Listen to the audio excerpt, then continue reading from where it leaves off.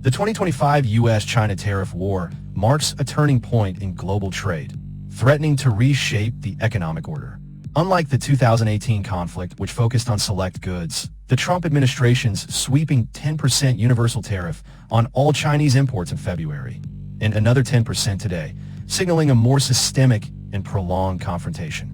China has retaliated with fresh tariffs on U.S. agricultural and food products, while the U.S. has expanded its trade war to Canada, Mexico, and the EU, fracturing global trade networks.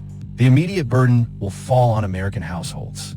Higher prices for electronics, appliances, and automobiles will disproportionately hit low-income families, while production costs in the automotive sector could surge by thousands of dollars per vehicle.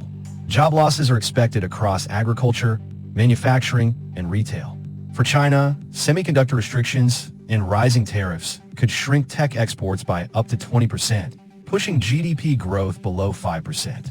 Beijing's likely response with state-backed subsidies to key industries like EVs and semiconductors.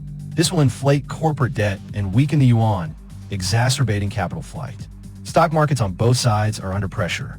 The S&P 500 has already erased its post-election gains, with Apple, Tesla, and Exxon facing squeeze margins, while Chinese EV giants like BYD braces for dual pressures from tariffs and industrial overcapacity. Yet some sectors stand to benefit. U.S. LNG exporters may capitalize on rising EU demand, and semiconductor equipment makers could gain from reshoring efforts and government subsidies.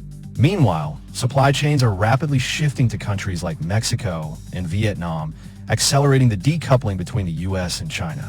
The 2025 tariff war may yield little short-term economic benefit, unless its true objective is not just protectionism, but to pose an existential threat to China's export-driven economy.